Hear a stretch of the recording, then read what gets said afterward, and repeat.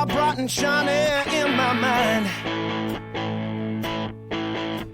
You got me loving, hating, crazy indecision in my mind. Welcome to the Fall Podcast, where the focus is on deer hunting, tips, tricks, tactics, and stories from across the Midwest. And now, here is your host, Arron Bleise. Welcome to the Fall Podcast. I am your host, Arron Bleise, and this is episode number 91. And today we are going to do a full recap of our season, I guess you could say. There's going to be talks about 3 different bucks falling in this episode, which is pretty cool. And the reason being is because we haven't even got into the nitty-gritty of Justin's 2 epic hunts this year as well. And lastly, my hunt in Kansas, because a lot of people didn't know that after the Hambino, I went down to Kansas and filled my tag there too. So yep.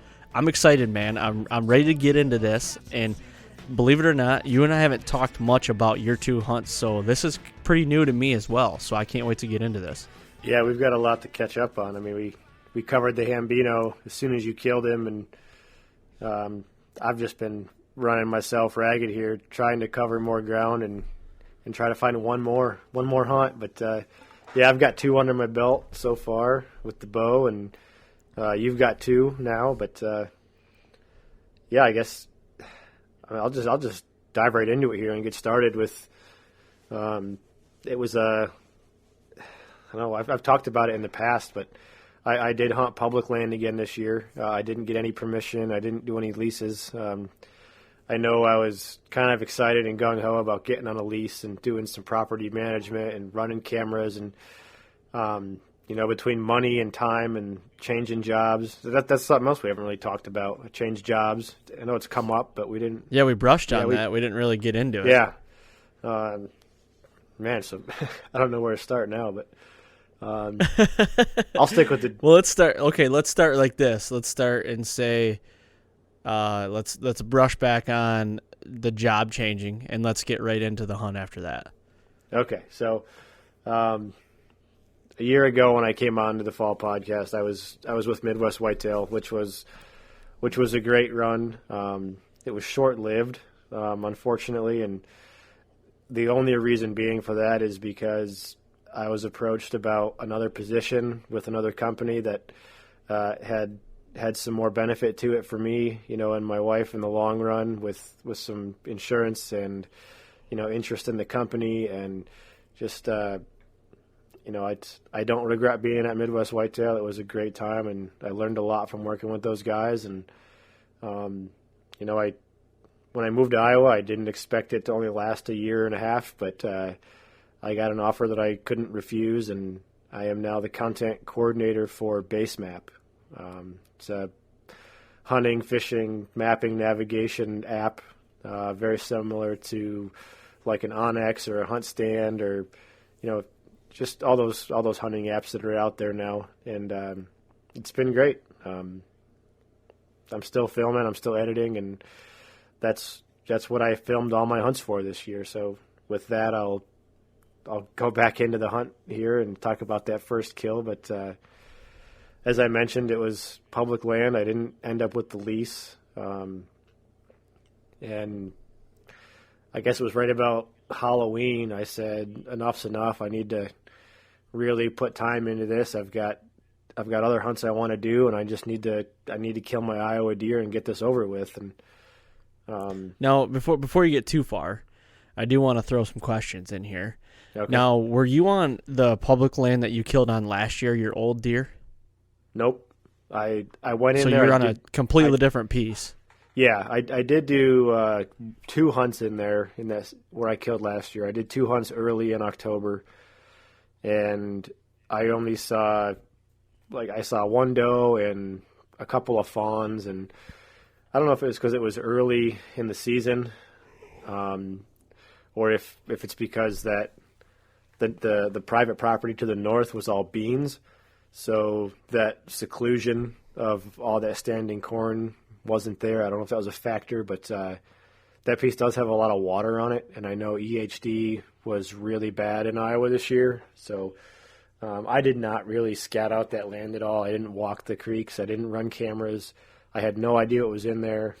I just kind of picked up where I left off and just started getting the bad vibes. So I packed up and I moved on, and I started looking at other pieces of ground. And so when I'm gonna have to stop you again. I want to get some questions in here.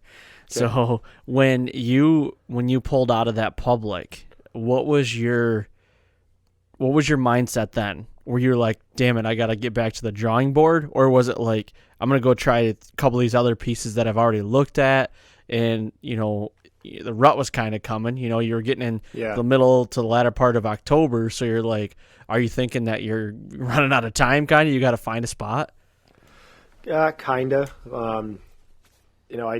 I did not end up killing where I killed last year, like I just said, but I did continue to hunt the same pieces that I hunted last year. I went right back to the same tree actually that I hunted last year a couple times at a different section of public here. So, actually, I went to one place where Cooper and I filmed, and it was our first hunt last year, which was October 11th. So after I pulled out early October, I had to go to Maine. I went and filmed a moose hunt in Maine the second week of October, and I came back on week 3, and I went into the piece of ground that I actually started in last year, filmed a beautiful buck come across the river, up to his chest, walked right across the water. Went in there, lots of good sign. It was just so freaking hot. We had a really cool October here, compared to previous years. It was like one of the best Octobers that anybody could really remember. I did not have that experience. It seemed like whenever I could get out, it was hot, or we had a south wind, or conditions just didn't add up to, make much sense and have any kind of expectation. But I just kept bouncing around like I did last year. I just, if I wasn't feeling it, just move on. And I finally moved into this piece of ground that, again, me and Cooper hunted last year, and it's just a big bowl. I went to the top of this ridge, and I found a place where it kind of pinched off at the top end of it, and it was just like this little bowl of timber up in there with a ravine that cut straight through the middle of it and just dropped in elevation right down to a creek. So I used that. So you were on top of the ridge, the very top? Yeah, I got really high. All these mature oak trees and a lot of acorns on the ground. They're as they call them down south, acorns. But I just put the plan together, and I said I'm going to use this creek for access. I'm going to walk straight in to where all I got to do. I'm going to follow the creek in. I marked my stand location, and I walked the creek in. And all I got to do is go straight up the bank and walk straight uphill. It's the least impactful. It was the most miserable way to get there, but it was the least impactful and the quietest, and just shortest distance in. So, and I'll tell you, I hunted that same tree every day for 6 days straight, either a morning or an afternoon. I never did a full day sit in there, but I saw deer every single day I was there, every time I hunted. And let's see, I had my first day in, I had an encounter, coincidentally with the buck I ended up shooting. The second day I went in there, we had snow, and I let a deer go that, looking back, I wish I would have shot. And it's not because when you sent me pictures of that deer, I said, you might regret that one. Yeah, and it was just one of those, I wasn't really prepared. I had just got up in the stand. My bow was in the tree. I had the camera set up, and I literally I was in the tree. My backpack was on the string, still on the ground, but my bow and my camera were up in the tree. And I turn around, and there's this 10-point coming in from straight up at the top of that ravine, and he literally walked right under me. I'm filming down through the grate of the tree stand. He never even looked twice. He just I had him at 10 yards behind me, 5 yards straight under me, and then as he walks away, 5, 10, 15, 20, all the way out to 50 yards before he just worked his way out of range. And I was like, you dumb bastard. Like, why'd you let him go? But right. Well, so what day was this? Was this before Halloween then? That would have been Sunday. Yeah, October 27th is when that would have been, when we had that snow. So were the bucks, were they more of like on search mode, or, you know, what were the bucks doing? Were they chasing yet? Were the little bucks chasing? Like, where was the rut at this point? At this point, I had not seen any small bucks like yearlings, or there was a lot of scrape activity, a lot. And so I saw the one buck on the 26th on Saturday. That was an afternoon hunt. Saw him at 2:30, and that's the buck I ended up killing a week later. But he was by himself, just cruising that ridge. The 27th, we got that snow. Or the night of the 26th, we got that snow. I went in on the morning of the 27th, had that encounter with this wide 10-point, and I don't know if I was just hoping for something better, or, you know, I really do think he was a younger deer. I think he was probably a 2-year-old, just because his tine length was really short. He was kind of spindly, you know, but his width was there. And I don't know.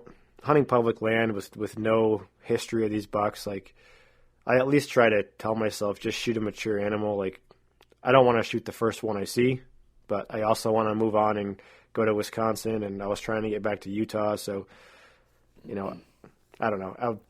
I didn't want to shoot him because I didn't even touch my bow. My first reaction was, like, I wasn't excited. He was a really nice-looking deer, a good young, you know, with a lot of potential, and I just had a cool encounter, and I didn't start thinking about the fact that I wish I would have shot him until I went home and watched the footage, and I was like, I don't know. But kicking yourself in the butt. Yeah.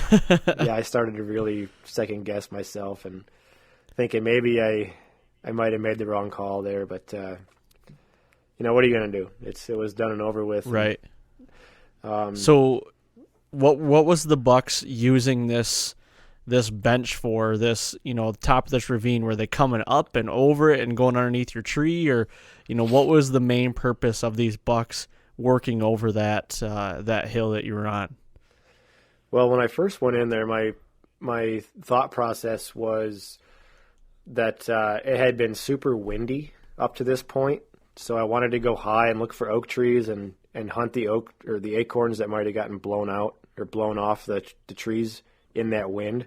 I'm thinking just find that hard mast away from all the pressure, and, you know, the wind, put food on the ground, just set up and see what happens. And that was my initial thought process, was just to hunt the food in the timber away from people. And yep. Obviously it worked. Like, I encountered 2 bucks the first 2 days, and the more I hunted it, and I started to move around a little bit. Like, the bucks kept moving, you know, using the ridge and the ravine the same way. So I started making some adjustments. I would move my stand location, you know, by 10 yards or 20 yards in either direction, you know, depending on the wind. And I started getting different vantage points. I started seeing a little bit more. You know, and I didn't walk around. I didn't put scent all out there. I just kept changing my tree. And I made an observation that everything to the northwest of my stand where I started at, like the way the ravine dropped back down, I mean, obviously it's going back downhill. So at some point it was full of water, or that's just where the water drains out of the timber and back into that creek. Well, I found out later that along that creek bank, down below me, was this huge bench of all this native grass, and it was just a huge bedding area. So I was literally on the ridge, on the downwind side of a huge bedding area, and I think those bucks were not only up there, you know, grabbing a bite to eat, but they were just cruising that ridge and that ravine, scent checking that bedding area. With all the scrape sign that was in there, I mean, it made perfect sense after the fact. Like, once I put 2 and 2 together, I was like, this is the perfect storm. Right. Now, were you ever bumping any deer going in or going out? And that's the weird thing is I never did. I never bumped a single deer. Like I said, I only hunted either a morning or an afternoon. So I was either going in the dark at 5:30 in the morning or coming out at 5:30, 6 o'clock at night. But the weird thing is there was no food around there. Like there was no ag. So I think that maybe the deer were just so spread out in all that timber that, they were going to water in the creek that I was using for access, but they were doing that when they would get out of bed, at whatever point in the day that happened to be. But I mean, there was no reason for travel. Like I wasn't hunting a pinch point or like a travel corridor between bedding and food. I was solely hunting that bedding area. And like I said, I didn't know that at the time because I didn't walk around. I didn't scout it out. But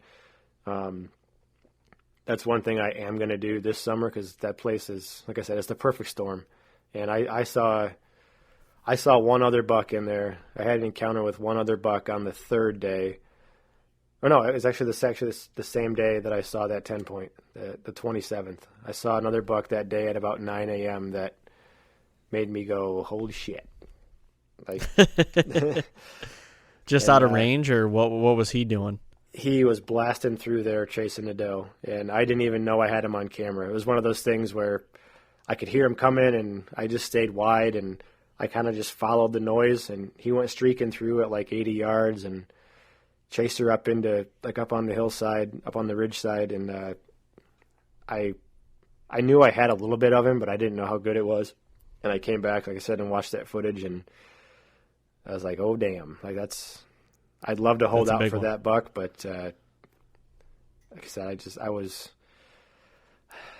wasn't hunting for, a booner. I was hunting for a mature buck that I had on camera that I could shoot in frame and in focus, and self-filming, man. It was just like, I'll take whatever I can get. He'd be nice, but I'm not going to hold out for that. But right. I am going to scout. I'm going to scout that place a lot more. Come, once season closes, I'm going to shed hunt the crap out of it, and I'm going to remember a lot more about this place. And it's nice because it was a little bit closer to home than where I killed last year, so not as far away from the drive. So that was the 27th of October.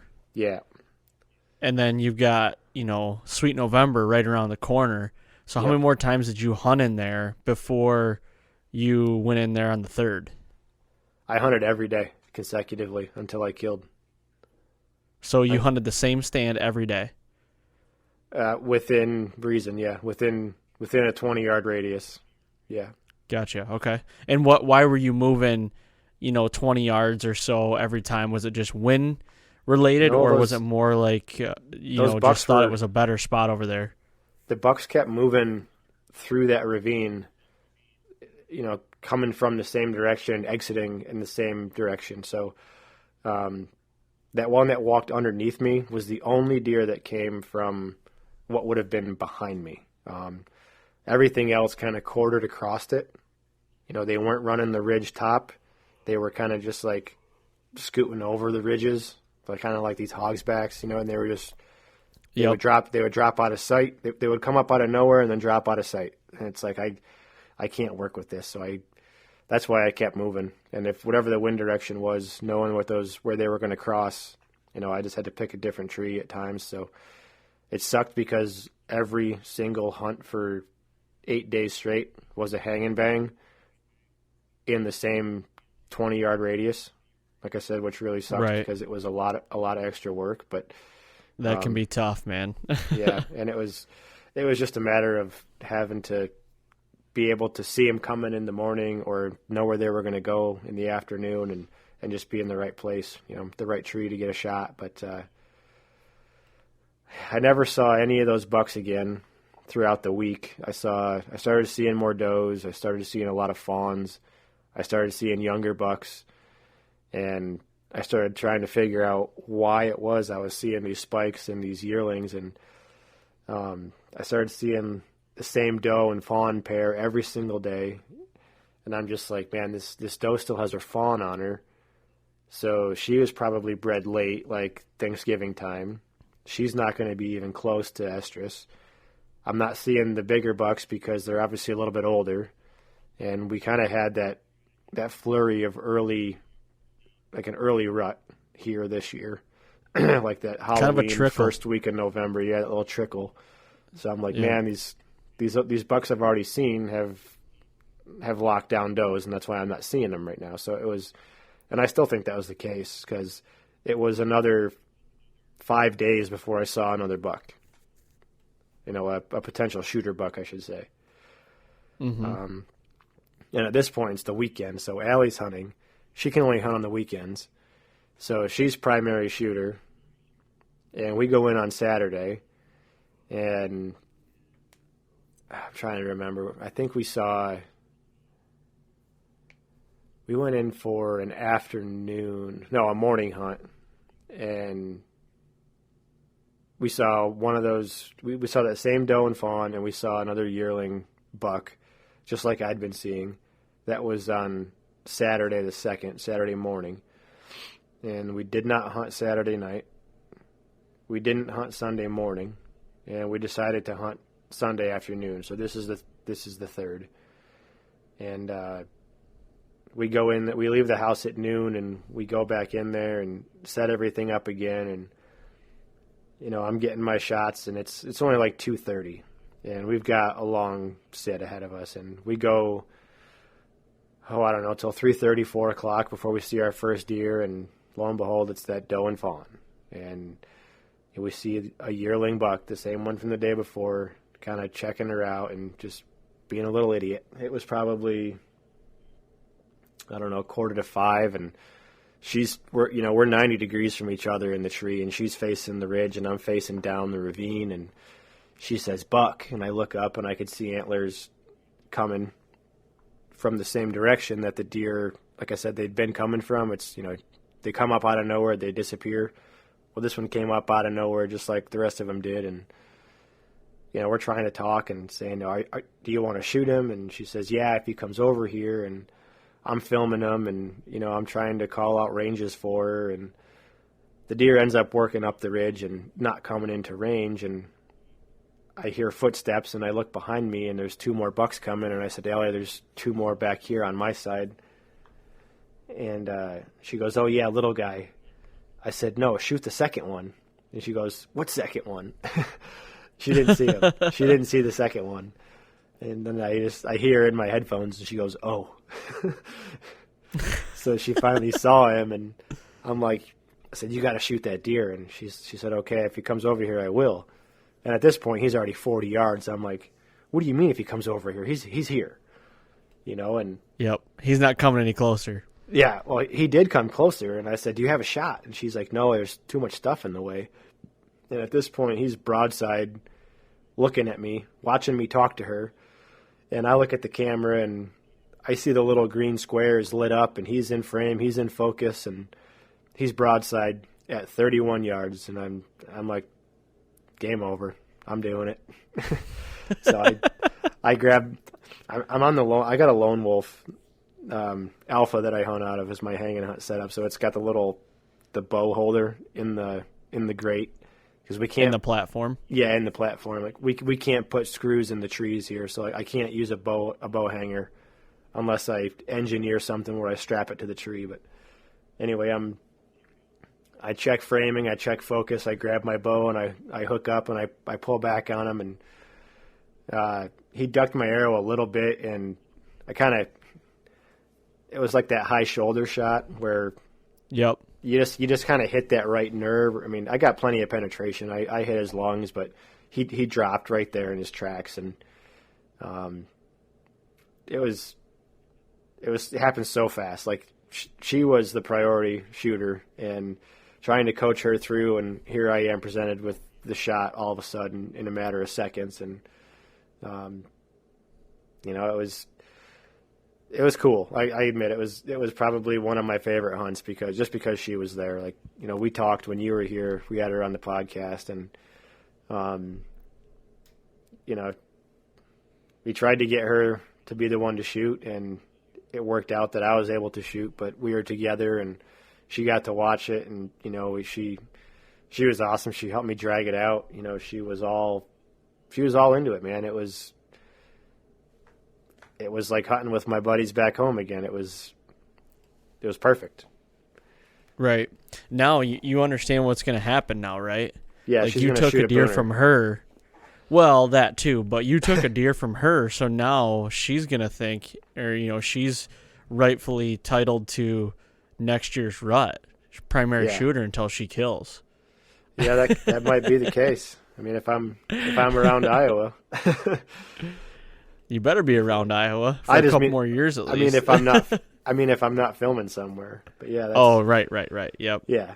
No, and I'm all for that. I mean, and she still has a tag, and I mean we're just coming out of the rut here, and the weather's getting nasty. It's starting to turn, a lot colder, and I've seen does back in their groups, and bucks are starting to get back together. So it's, I still have every intention of trying to get her a bigger deer than I did. It's just going to be in that late season scenario over food. So, right.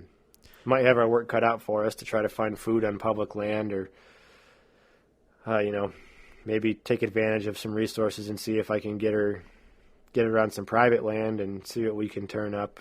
But again, no history. Like, I don't run cameras on anything right now, and she can only hunt weekends. So we've got ATA coming up, second week of January. I've got to go to Arkansas on a duck hunt here coming up on the 10th of November, or 10th of December. So I mean, it might be tough, but I mean, we just got to take advantage of what time we have left to get her one. Right. So that was the 3rd of November, and the rut was just starting to kick up for you, because I had just moved to Iowa on the 2nd, I believe, the day before that, I think. Yeah. And right when I got in the stand in the part of Iowa I was in, the rut had started like hardcore next to me for the next couple days, and then, I killed the Hambino on the 7th, so a couple days after you. But what was your rut like? Was it any different than mine? I mean, mine was bucks were ready. They were going, does were moving everywhere, and bucks were responding to calling really well. So did you experience that as well? No, I did not get to experience any of that. I think I killed that buck kind of right at the beginning of, like, when they came out of that first little trickle period. So I guess it was, sorry, I said the beginning and the end, but I think it was the end of that little trickle that we had at the end of October, and they were kind of just getting back out there to see what was going on. And then I killed, and I moved right into Wisconsin. So I did not get to see any of that classic Iowa rut action. Right. I did. I experienced enough for both of us because it was the best. Yeah, and it sucks to have missed that. I mean, that's what makes deer season enjoyable, and those are the days when you say, anything could happen, and you never know what you're going to see. So. And that's exactly what I had, man. Anything could happen, and I didn't know what I could see, and I just kept seeing shooter after shooter after shooter. Yeah, big deer. Yeah, that was sweet. You literally had the perfect storm. Like I thought I was doing good, but you were George Clooney at the helm, just taking every wave. 100%. And the thing is, I hope that I didn't, blow everything on this trip, because is this an indication that the next 10 years I'm going to just have the worst 10 years of my life? I hope not. I'm going to knock on wood real quick. But like, I had the perfect hunt, the hunt that everybody dreams of. I mean, I would love to be able to come in day 1, day 2 and kill. Like, that'd be great. But the way it happened, grinding it out for 6 days and having the experiences and having the, action we did and killing them on day 6, mid-afternoon, was like storybook. It just was that cool. Yeah, and those are we talked about it in episode 89, right? That was the Hambino episode. But it was no, 88. 88 was Hambino. 88. Yep. We talked about it, and it's like if you could script out the hunt that you would want, like the one hunt you'd ever want in your life, it would be in Iowa, and it would be exactly what you had. I don't think you're going to have 100%. any bad luck, but I mean, you set the bar. Like, your expectations pretty high. are pretty high.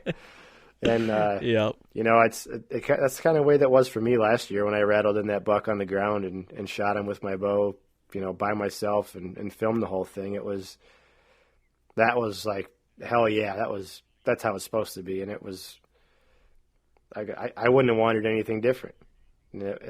For sure, yeah. And this year here, I had my wife with me, and just another great hunt for me this year, and it was with my wife, so I have nothing to complain about. Yep. Now, before we do get on to the next one here, explain your deer a little bit. Tell everybody what he was. How old do you think he was, and did you ever put a tape on him? No, I never taped him. I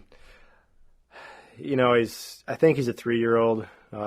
I know in a lot of people's books that's not mature, and like I said, I wanted Allie to shoot him. She just didn't have the lane, and I had him in camera, in focus, and 30 yards broadside, and I'd already passed that 10 point, and as I said, I wanted to move on, and I just made a split-second decision to shoot him. But he's just a nice clean 8, just boxy. He's got decent length on his tines. He's one of those deer, you see him, and just that reaction. The reaction I had to this deer was, yup, shooter, as opposed to the reaction I had to that 10 point that I let walk. And yep, like I said, this was a deer I ended up encountering on that first Saturday when I went in on October 26th. He was the same buck I saw that afternoon that I was prepared to shoot then as well. And I said it in my footage. Like, after he walked off, I said I absolutely would have shot him. And it was, like I said, I don't regret it at all. I got nothing to complain about. I do think he's only a 3-year-old, but like I said, no cameras, no history, just use your best judgment in the moment, and that's all you can do. And I was prepared to shoot him on the 26th, and absolutely going to shoot him if I see him again. Well, and too, you said, right when you saw him, it was like shooter. You knew it was. Yeah. And that's, go with your gut. And not to mention, Allie was with you. We talked about on the podcast with her. She hadn't done a lot of hunting, and that's something good for her to experience as well. Even though she wasn't the one pulling the trigger, or the one to be able to wrap her tag around him. Yep. To experience that is a lot, Yeah, it was. And like I said, she jumped right in there. She drug him out, down the hill, up the hill, through the creek, everything. She ran camera for me, doing the recovery on it, and it was awesome. There was not another person out there, and it was just us. We've had an awesome year, like starting back in Saskatchewan together, and now the deer, and I just hope that we can get her on one for herself going into late season here. For sure. So let's fast forward here to your next one in Wisconsin. Yep. You going back, we did podcasts about this, about talking about the lease that you have in Wisconsin this year. I don't think we dove too much into it, but let's start there. You picked up a lease with Cooper, right, in Wisconsin? Well, it's actually not a lease. It's private property that a friend of his owns, and it's just like the group of friends that they have. They all grew up together and they all hunted together. And when I first met Cooper, that's where I first ever filmed my very first hunt. And like I said, with my acquaintance with Cooper as a friend, grew from that, and they've just invited me back every year to hunt. So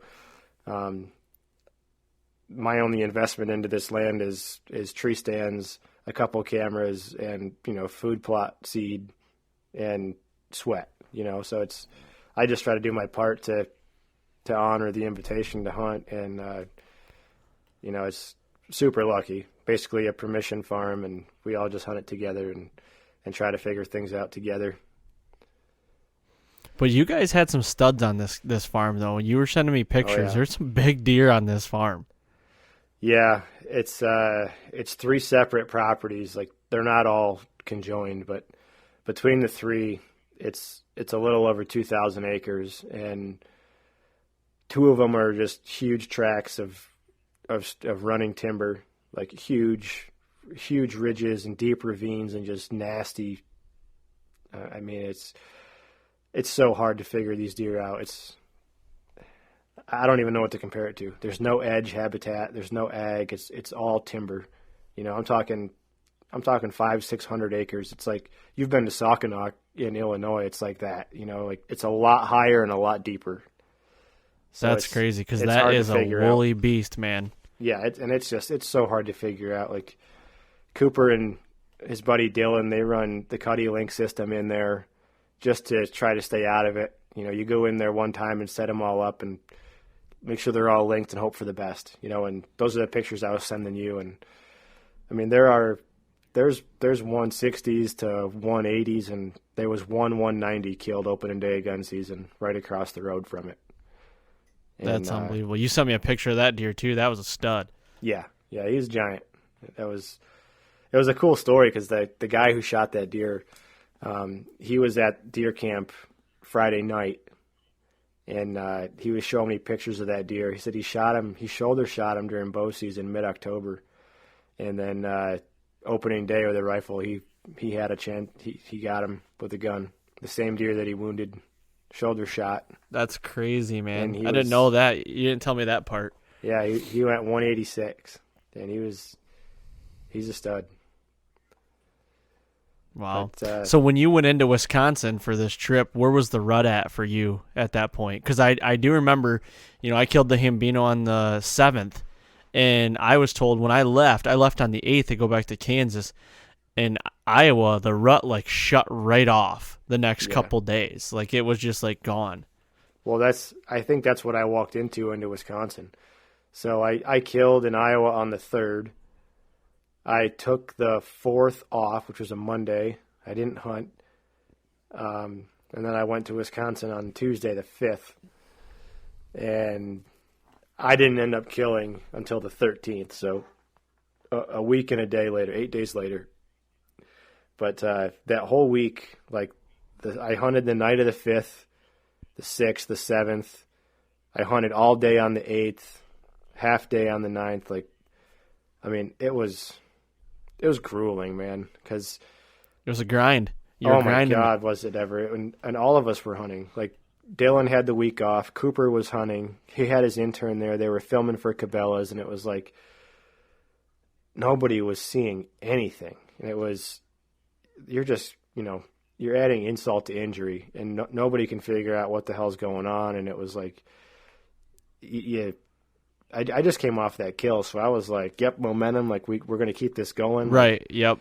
You know, but it was, hold on, I got to say time out and back up, because I hunted the afternoon of the 5th when I got there, and I did have an opportunity, and I missed. I was in my tree stand. I was setting up my camera arm. My bow is on the string, still at the ground.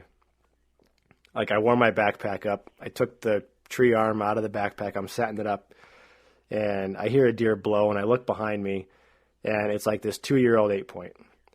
So I'm just like, well, he's already blowing. Like, I just tell myself, whatever, it's 2 o'clock, just let him run off. I don't care. It's early enough. And he's just stomping and blowing, and I'm ratcheting the tree arm on. I drop the arm into the base, and I'm messing with the camera, trying to get the fluid head, trying to get the camera to lock down onto the fluid head. And I hear a stick break, and I look over my shoulder again, and I was like, whoa, that's not the same buck. And I fish my binoculars out of my backpack, and I pull them up, and I was like, yeah, definitely not the same buck. Like, I need to get my bow and shoot this deer right now. And I don't know what his issue was, but he just stood there looking at me. He let me get the camera on the arm. I got the camera turned on. If you can picture this, I'm knelt down, like my backpack's on the seat of the tree stand. It's like my little shelf, and I'm knelt down on the platform, and I'm trying to pull my bow up, so I'm facing the tree, and the deer's behind me, which if I was sitting in my stand, would have been straight in front of me. I got the camera pointed over my shoulder, like in my face, past me, over my shoulder, shooting behind me, trying to pull my bow up, knock an arrow, put my release on, knock an arrow, draw, and turn around. I got no rangefinder, and I'm just like 30 yards and send it. And I had the deer framed up. I had him on camera, and I didn't even have the shotgun mic on. Like, I was putting everything together. That's how much of a cluster this was. And I've already made a long story long here, but I ended up getting a shot off. I pulled the trigger, and with my follow through, my elbow hits the camera, pushes the deer out of frame. I can't even review the footage. I know I missed, but I don't know by how much. All I know is the deer ducked. Like, I shot him for 30, and I later ranged it. It was 37, but I shot over him. Like, he had been watching me for so long. He was ready to go, and he just ducked my arrow so hard. You know what I mean? Like, I should have shot under him. I shot him for 30. He was 37. He got enough. Yeah, and he ducked that far. That's crazy. Oh, yeah. I could have shot him for 20 at 37, and I probably would have hit him. But I never saw that buck again, and that was a really nice. That was probably like a mid-40s 8-point, just big swooping beams that kind of hooked back up out in front of his nose, and nice big tall brow tines, and I don't know. I just never saw him again. But back to what you were asking about the rut. After that day, it was one deer first light, one deer last light. Nothing else. That's crazy, man. Yeah. You were trying to blind call and all that stuff, like just trying to drum something up. Yep, I was rattling, I was blind calling, and that Thursday would have been the 7th, and I went in for the morning. We had snow the night before. I went in for the morning on the 7th, and I put scent wicks out, like I was trying to, just like you said, just drum something up. I sit till about, I think it was like 1:30 in the afternoon. And I get down, I go back to my truck, grab something to eat, and called Cooper, see what he did, and, just kind of take a break. I went back in there at 2:30, and there was a scrape the size of a trash can lid 7 yards from my tree stand that was not there an hour before when I walked out. I remember you sending me a picture of that. Yeah. That's just bad luck. I'm just like, this is, like, what the hell? Like, I was just sitting here for 6 hours, and I saw one deer at sunrise. I go out at 1:30 and come back an hour later, and there's a brand new fresh scrape right there underneath my scent wick. I'm like, son of a bitch. And what was your weather like? Cold. Freaking cold. So, like, the weather wasn't probably a factor then, right? I mean, you feel like they probably should have been moving and rutting. Absolutely. Like, it was, again, Scrape City in there. That one opened up that day in the middle of the day when I was gone. And that whole week, man, it was like, I think the lowest temperature we had for one of the days, or like the high for one of the days was like 14. And it was below zero at night. Pond froze over. But I think the warmest day of the week was probably 25. I mean, I was head to toe. Like, I had my Cabela's that, I don't know what the material's called. It's that brown Cabela's camo, like that fleecy jacket, with the wool pants, just the Cabela's pattern. Is it the Berber or is it the Woltimate? Woltimate. Yeah, that was the Woltimate. Dude, I bought that stuff this year when I left from Iowa to Kansas. We stopped in Kansas City at the Cabela's, and I knew I needed some cold weather gear because I knew it was going to be cold in Kansas. Yeah. That stuff is a lifesaver. Oh, yeah. I love that stuff. Yeah, but I mean, I had my base layers on, and, I was layered right up. And I'll tell you what, my feet are what limited me. My feet quit on me before anything else. Like, I can tolerate the shivers, but once my feet go, I'm done. Yeah, I'm the same way. And I ended up having to go back, and I bought another pair of boots. I bought a 1,000-gram pair of boots, redhead boots, and I was good after that. But anyway, we're just sitting there wondering, like, when is this going to turn back on? Like, nothing that any of us know about deer is making any sense whatsoever. And I'm talking And that's for frustrating like a too. week straight. Yeah, and it's not just for like one afternoon. It's for a week straight, morning and night. Like maybe we should hunt from 9 to 3, like sleep in and just go out for the middle of the day. I mean, it's the only thing we're not doing. And that's when I went in for the all-day sit. And, yeah, big deal. I saw one more deer than I did the day before. Walked a 2-year-old buck walked through at 12:30. I didn't see another deer until 5 o'clock that night. I was like, this is stupid.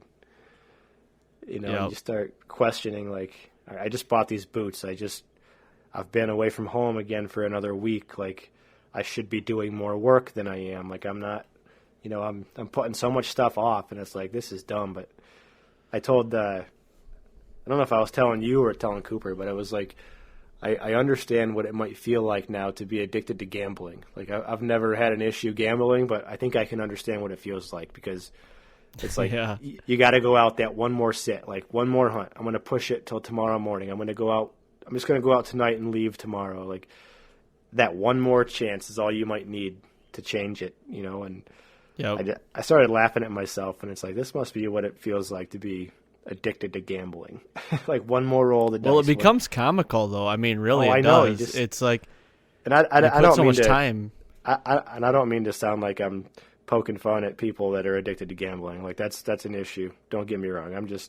I was just trying to relate. Like, I was trying to like laugh at myself more than anything. And it was like, Well, and Casey and I get into that point too. It's like you're going for like week to 10 days and you're hardly seeing anything. You're like, what are we doing wrong?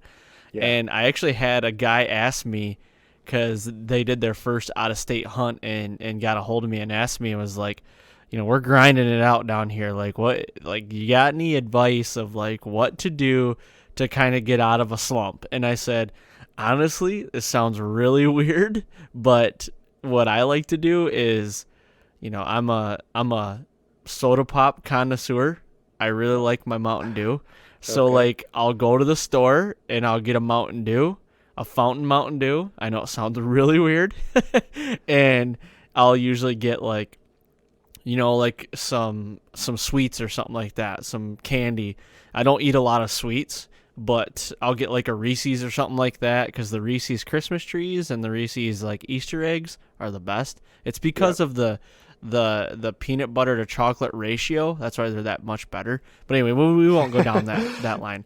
But like, Right. I kind of like resort to like some comfort food in a way, and people might not think that's comfort food, but to me it is. It kind of puts me in a spot like, all right, let's go. I'm ready. Let's get in there. I can think straight again, and let's do it. So that was kind of my thing. Like, get back to something that like makes you feel maybe like you're back at home or something, or just kind of get you back in the straight and narrow and get after it again. It's just that part of your routine that is the reset button. Yep. No, honestly, that's what we did. We just one night said, screw it. We went out for pizza and beers and didn't get up till 9 the next day, and drug our sorry asses back out there and started all over. And that's a good way to do it too, is like take a morning off, because it's, you're getting up at 4:30 in the morning, and it's like, God, I don't want to get out of bed. It's cold out there. It's like yada yada. Sleep in, and just recharge your batteries. Your body needs that too. So does your mind. Oh yeah, the mind for sure. It's just so taxing. Like the constant thought of, like you said, what am I doing wrong? Like, how do you snap out of this? It's burnout, man. It's real, and that's all I can. Yep. That's the best word I have for it, is just it's burnout. But, well, we talked about it with Mark Kenyon last week too. Like he said, you really got to like force yourself to just take a break. Yeah. And, if you feel like you need to be out there every minute of every day, your relationships with your friends, your family, your wife, possibly, they start taking a toll. And I agree with him. And it's like you have to take those breaks, because if you don't, it's a recipe for burnout. Yeah, and it just manifests. It builds on itself. Like, you know, I always say negativity breeds negativity. Like, it snowballs, and you start getting so mad at the fact that nothing's working, and you're just like, you start getting lazy or lackadaisical, and, you know, that's when accidents happen. But you just got to hit reset, you know, take a night off and say, well, if it comes through tonight and I'm not there, then whatever. He probably wasn't coming through just because I was there, you know, in the first place. I was doing something wrong and whatever. But anyway, we got over that. We got through that, and Veterans Day came and went that Monday, and the 12th was supposed to be my last day. So I hunted morning and I hunted afternoon. And actually on Tuesday I went to a different farm. So that whole week I'd been hunting, the same place. I'd missed that buck the first night. And on Veterans Day, I went to a different farm, like 15 miles away, and started all over just for the last 2 days. And as soon as I got to that farm, it was like, here we go. Well, now we're in it, because I saw does, I saw chasing, I heard grunts, there was scrapes everywhere. You know, it was a whole different story over here. And I'm like, well, shit, I should have been here the whole time. But, you know, regardless of the fact, it put the fire back in me. And I started obviously getting back into the game. And I saw 2 bucks that were in range that I just obviously identified as young. And, you know, it's not the type of bucks that these guys shoot. So just killed them with the camera, and, you know, started really rolling with my interviews, and just kind of got that momentum back, you know, got the juices flowing again. And Tuesday I went out again, morning and afternoon, and I had probably like 145-inch 10-point cross a bean field 60 yards from me. You know, he didn't work his way into range because I'm in the timber. I watched him come out of the timber across the valley and straight across the bean field, worked into the piece of timber I was hunting, just didn't give me a shot. And seeing that buck was like, okay, I can push this one more sit. Like, I have to be home on Wednesday. So this is the 12th. I see this 10-point, and it gets dark, no shots fired, and I'm telling myself, I can hunt till 9 tomorrow, still be home by 12:30, 1 o'clock, have half the day to get back into the work routine, and like, I'm still safe. So I pack all my stuff up, and I pack my truck. I'm going to leave. I'm going to go on the hunt in the morning. I'm going to leave right from there. And I would say Wednesday, November 13th was the most rut action I saw all year. And I was done by 8 o'clock. It was does just screaming through the timber. Like, you could hear them coming for 5 minutes before you saw it. You know what I mean? It was just, like you said, it was grunts, small bucks, big bucks chasing them off. Like, 3 bucks chasing one doe, 4 bucks chasing one doe. Like, just head on a swivel every direction. Didn't care which way the wind was coming from. Didn't care if you know, I could have been smoking a Camel up there, and they wouldn't have gave a shit. And it was, dude, that's the same way, like, in Iowa. Sorry to, like, cut you off there, but it's the same way. Like, we hunted the same stand every sit until we moved the one day and then killed the Hambino. Like, it didn't matter wind. Like, they were coming from all over different directions, and it didn't matter, you know? No, and it's that one time. Like, that's the rut that you want to see, and it's like,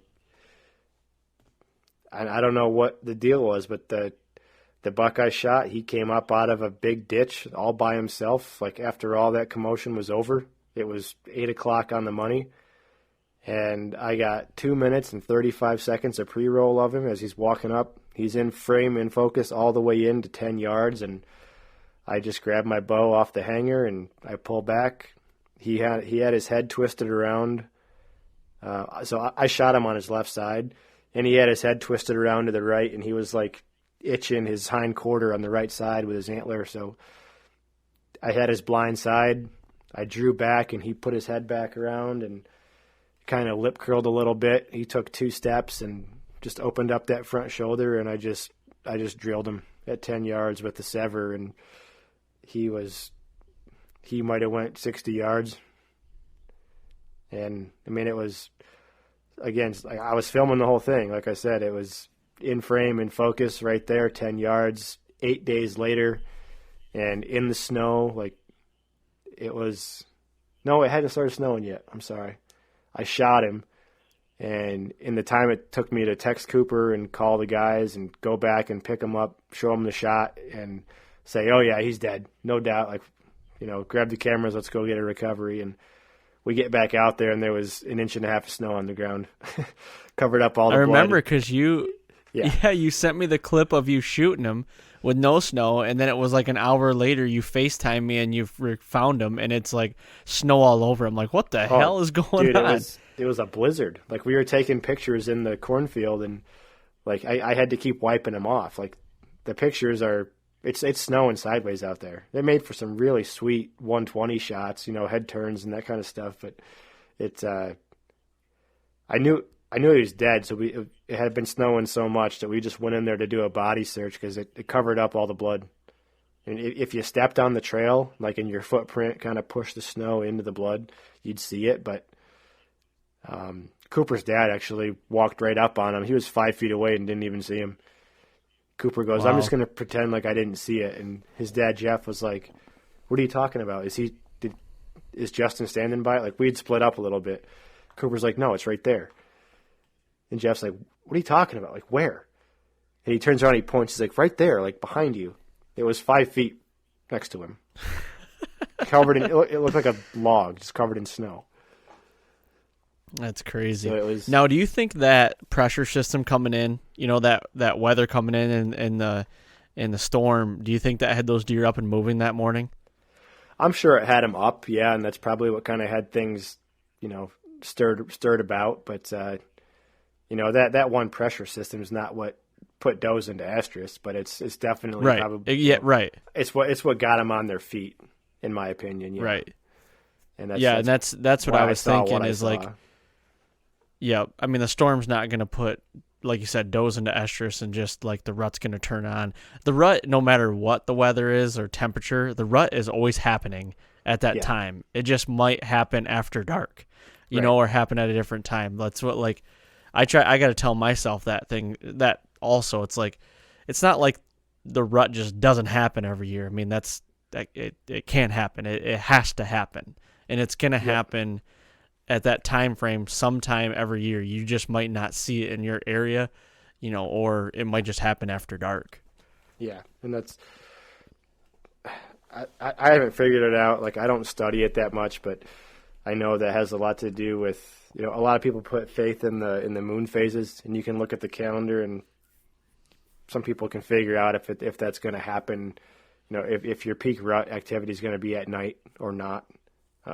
I don't know what it takes to figure that out. I've never really put the effort into doing that, but like you said, it has to happen. Like, you're gonna see some kind of, increase in traffic because of the rut. It may not be the peak activity you want to see. Like you said, that could happen overnight, but in the nighttime hours. But it's inevitable. You're gonna get some portion or some aspect of it. Just a matter of what piece it is and where you are when it happens. Mm-hmm. Yep.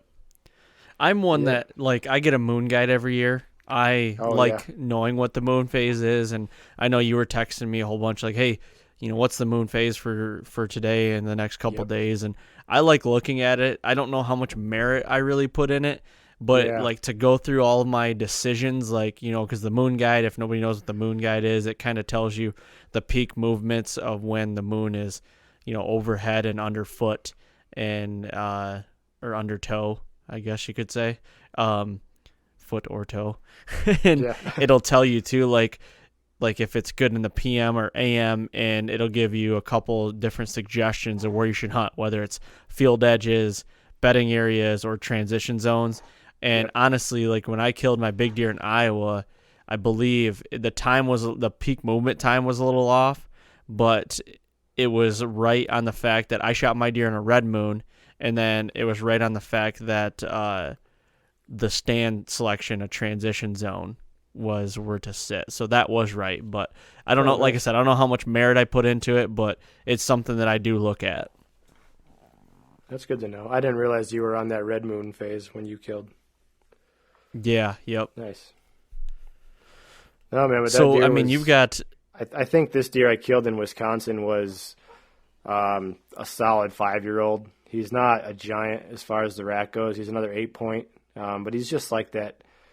You look at him, he's got that look to him, like just that old brute, you know, like he doesn't have a lot to show, but you can just tell he was a hard ass. Like, yeah, and you're super pumped about it, and that's what I love about it. I think, you know, we've said it time and time again. I think a lot of us get wrapped up in the size of things, you know, more than just the journey. We talked about that with Mark Kenyon last week as well, too. You know, it's just more of, you know, the journey there too that is the excitement, and that's what you're looking for. You're looking for that journey and that memory, you know, and it's just the kill is just icing on the cake. But, you know, you were talking about on the 13th, or no, I'm sorry, on the 12th, you said that you had unbelievable rut activity, right? The 12th it started to pick up, and then the 13th, the morning I killed, that was the best I saw all year, was the 13th. Okay. So, and I'm trying to correlate here a little bit. I want to transition a little bit to the 14th, which is when I killed my deer in Kansas. Yep. So this was kind of a long time coming here for Casey, and I don't want to get too far ahead of myself here because I think it was the night I talked to you on the 13th, and we talked about your deer and everything, and we recorded the podcast for the Hambino on the night of the 13th when you got home. It was kind of a quick, you know, you got home and were able to record. So we were talking there, and before we started recording, Casey was FaceTiming his family and his 2 boys, and I was FaceTiming, you know, Alyssa and Peyton, and that we were going on day 25 gone straight, you know, on the road, and we were just struggling again. Kansas was whipping our butt for the 4th year in a row. Like, you know, it's not like we've went without lack of opportunity. I mean, just one thing or another, you know, over the years, things have happened to where, you know, equipment malfunction or the deer just not cooperating or, you know, like we said, it's been real warm. It seems like every rut in Kansas for the last 3 years, we've never really hardly seen a rut. Casey and I have never like seen chasing, like hardcore get after it rut. 3 years, we never seen it. So when we were FaceTiming our families, we could tell it was taxing. It was, they were getting like, we want you home. You know what I mean? Yeah. So like we were thinking, you know, let's hunt tomorrow, the 14th. Let's give it a morning and an evening hunt, and then we'll leave after the evening hunt and come home, drive through the night and get home. Stay for a little while, you know, through Thanksgiving, and then come back right before gun season and try to kill with a bow. Yeah. And we were both like, okay, let's do that, you know. So we recorded the podcast for the Hambino, you know, went to bed that night, got up, and we were going into a new spot that we had just hung like the day or 2 before. And I'm telling you, man, the rut action that we didn't have for 3 years happened that morning. Something turned on. The switch just flipped, and it was like on. We got in the stand, cold, crisp morning, frost everywhere, you know, just beautiful textbook morning, sun coming up. It's just one of those mornings where, like, you know, the birds are chirping, the wind really isn't blowing, frost everywhere, but when the sun comes up, it almost gets, like, colder, you know, does that make sense? Yeah. Like, yep. It's like, why is it getting colder? The sun is just blaring at us. At this point, we're to the point where Casey's like, I just want to shoot a solid, like, you know, even a 3-year-old would do right now. We're just trying to get a monkey off our back, just trying to get that ball rolling. Yep. And wouldn't you know it, here comes like a nice buck. I'd say probably right at 130, 135, possibly 3-year-old, possibly 4-year-old. I hear a twig snap, look behind me. He's coming from behind us. And I'm like, Case buck, you know, walks right underneath of us, hits a scrape, goes out to Casey's left, and I'm on him, and I'm like, yep, good. He's got like 4 steps before he jumps a fence into our other field we're right on like where two fences meet, so it's like a crossing, 4 corners there. And he goes to full draw, and he tries to stop him, and he jumps the fence, and no shot. And we're like, damn it, like that was our opportunity. We've been waiting for 4 years for this. That was our opportunity. So we're sitting there kind of like bull crapping in the tree. All of a sudden, we hear a grunt, and to our west, we're in a patch of timber that's only 3 acres in the middle of a CRP field, with 2 fence rows, coming together. So these bucks are just traveling these fence rows. And we hear a grunt off to our west. We can't see it because there's a lot of cedars there. And here comes this little buck, like a 2.5-year-old buck, maybe a year and a half. He comes out, and here's a doe. And he's like pushing her around out in front of us, probably 80 yards. And here comes another little buck. And then, so we're watching those 3 out there, and they're pushing them around. And all of a sudden, you just hear this, like this just low, deep grunt, and we're like, oh God, what was that? And this deer is like at 40 yards, but we can't see him. And all of a sudden he snort wheezes, and we're like, okay, there's a bigger deer here. He walks out, and we're like, wow, okay, so there's a buck. He's an 11 point. He broke off a G2, but he's probably 140, 145. This deer is 37 years old, I swear. He's just the oldest deer on the farm, I think. And he goes over and postures up to these little bucks, pushing them around. He snort wheezed no less than 10 times. It was crazy. And just rut action for like 10 minutes. Just hardcore rut in front of us.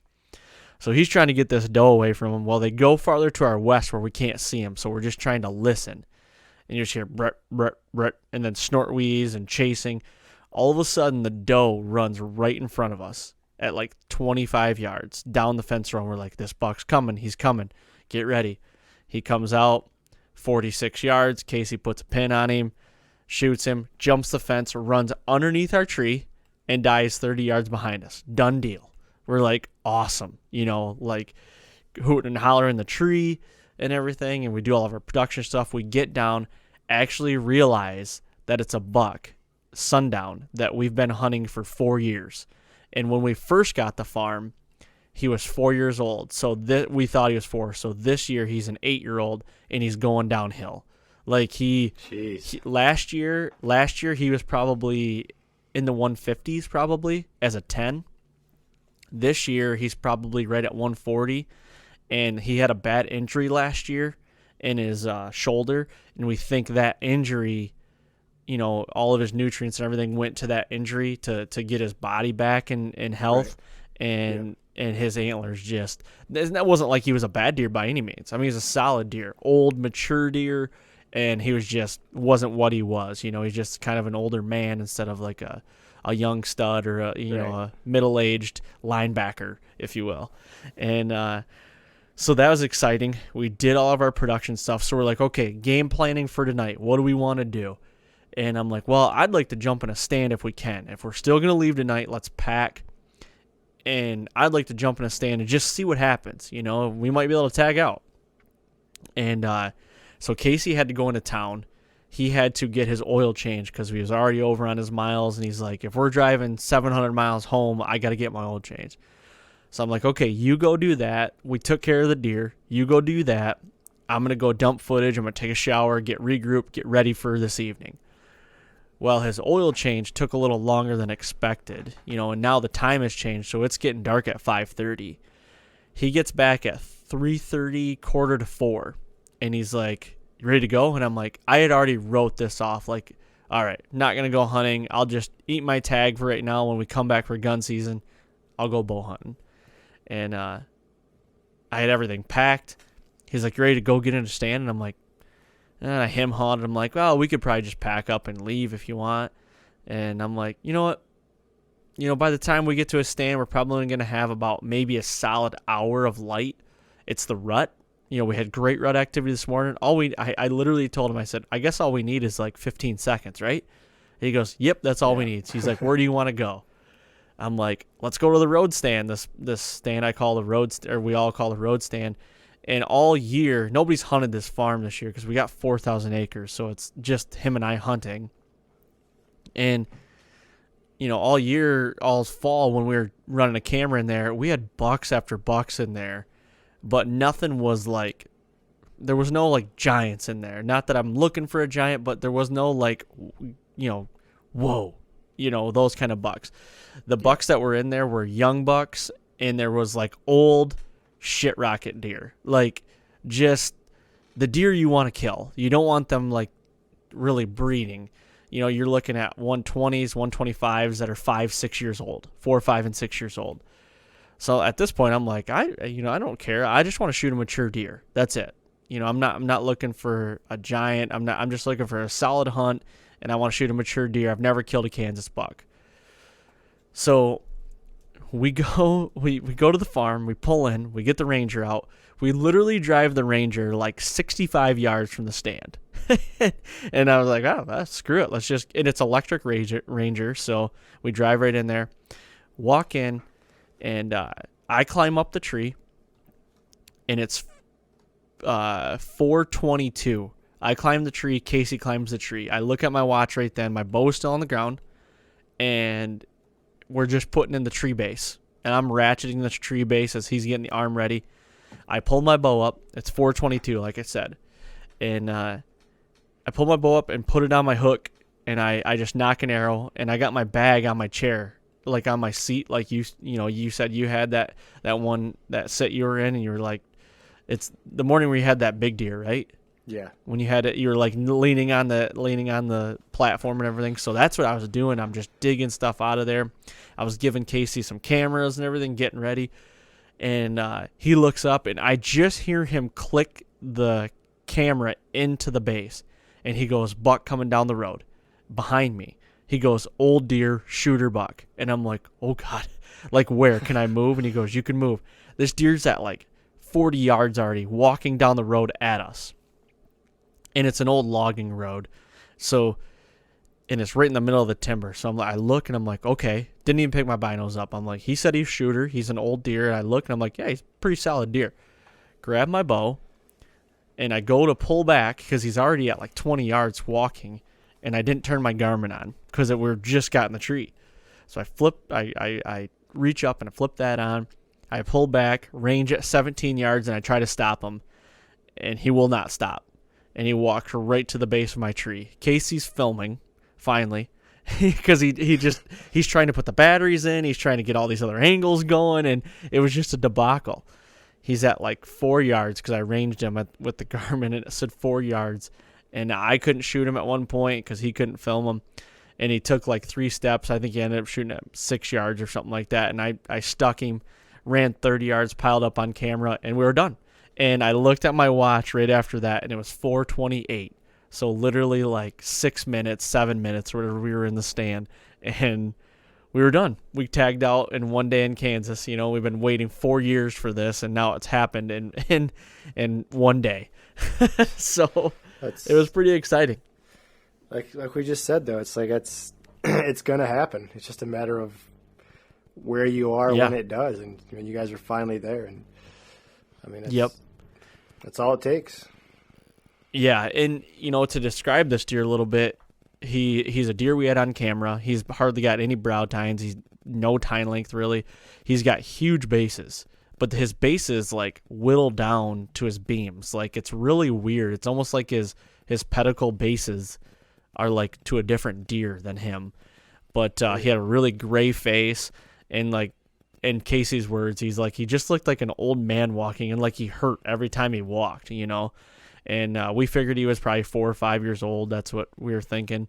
And he was just, probably a 120-inch deer, and just one of those older deer that could be on the way down or just didn't really amount to anything. And I was super stoked with him, my first Kansas buck. And I've literally only sat in a stand with a bow in my hand in Kansas for 6 minutes, and I was done. So you can't beat that. Jesus. You can't beat that, man. I don't know. It's been an awesome year so far. Like, just the way everything's worked out. Like, with you getting your tag, like, you didn't even know you were in for it. Killing a giant, then going to Kansas and killing, and like me killing with Allie, and then like you said, it's just a grind, and it's what we do. You just got to keep moving, keep pushing, and I mean, we both have two great deer down, and I don't know about you, but I'm still looking for one more with a gun. I'm doing the same thing, man. Right now in Michigan, I'm trying to find a shooter, and I can't even find one on camera right now. I gotta believe one is gonna show up at some point. It could be end of December. I don't know, but one will show up. And, it seems like it happens every year, when the snow starts flying or it gets really cold, because it's been relatively pretty warm here the last 10 days. And I think one will show up. And to kind of go back on your point, too, of me not knowing, I was put in for the Iowa tag, to kind of explain that further to everybody that didn't know. And I don't know if we covered it on, we had to have covered it on a podcast when I said I got an Iowa tag, but to reiterate a little bit, this year when we sat down, as like Casey and Chris and the whole team and Humanimal team and everything, we were like, these are the tags we're going to get. And Chris and I, we had 3 points going to 4. So we were like, let's put in for a preference point this year and let's go next year together. And let's just do Kansas this year. So I was like, okay. So when we went through, we use a WTA, Worldwide Trophy Adventures. We use that company to apply us for tags. So we give them all of our information, and when we give them all of our information, something screwed up on their end, and they put Chris and I in for tags instead of preference points. So when Iowa's drawings came out, Chris and I got letters in the mail saying, congratulations, you are granted your archery tag. So him and I were like, what? We didn't put in for our tags. We wanted a preference point. So it was a good problem to have. And, so we went to, he hasn't went to Iowa yet. He's hopefully going this next week. He's just been so tied up with stuff with the business and everything, business side of it. And, he's hoping to get down in there, but he's had a good year too. I mean, he's got a horseshoe so far down his pocket that I don't know if anybody could dig it out, because he sat only 3 times this year and killed 2 great bucks. So I'm not feeling bad for him right now. Yeah, I was gonna say that's no joke. When you told me he killed that second buck on a back-to-back sit, like that doesn't happen. No, he got to Kansas on a Monday. Well, it almost happened to me, but I missed. Right. Yep. Exactly. He got to Kansas on a Monday, I think it was, or something like that, and they got there late. Him and Adam got there late, so they went and scouted that morning and then hunted that night, saw a couple bucks, hunted the next morning and killed, and left that evening, and they were back in Michigan. So literally within 2 days, they were only gone. It just doesn't happen like that all the time, ever.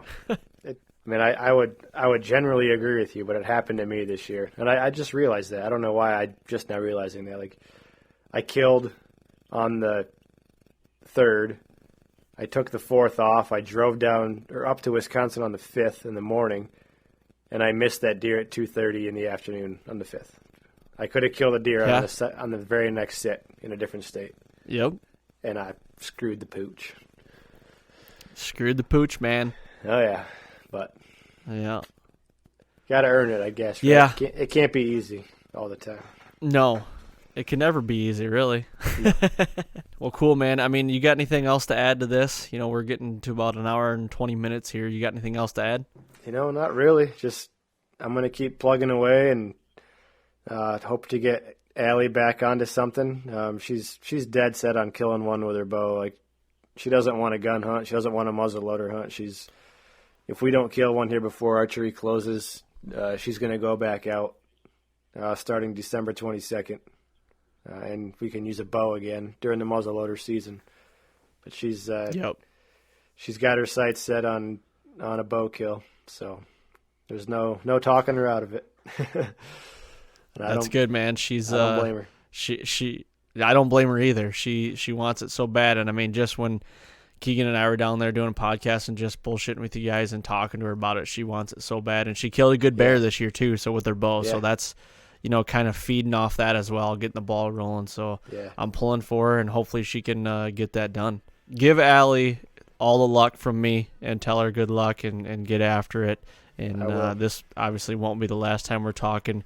we're going to get back into the schedule here once things start slowing down a little bit and getting more of these podcasts out. It just was a grind for both of us this fall. We got more out this fall than we did last fall, which is good. So we're growing a little bit there, but we got some good guests lined up that we've even got, in the can ready to go. So I can't wait to get those guys on here and get those going. So cool, man. It was a good session, good BS session with you and get these stories out there and for everybody to hear. So hopefully we didn't bore everybody. Yeah, hopefully not. Well, cool, man. Well, you have a good evening, and we'll be talking to you soon.